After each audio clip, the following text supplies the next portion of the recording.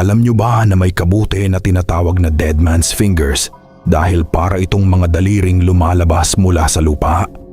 Ang dead man's fingers ay isang kakaibang uri ng fungus na madalas makita sa nabubulok na kahoy at mga ugat ng puno. Sa unang tingin, mukha talaga itong mga itim na daliri ng tao na nakabaon sa lupa. Ang pinakakilalang species nito ay ang Silaria polymorpha. Karaniwan itong matatagpuan sa North America at Europe. Habang bata pa ang fungus, kulay abo o bughaw itim ito. Ngunit habang tumatanda ay nagiging mas maitim at magaspang ang ibabaw nito. Nabubuhay ito sa pamamagitan ng pagde-decompose ng patay na kahoy.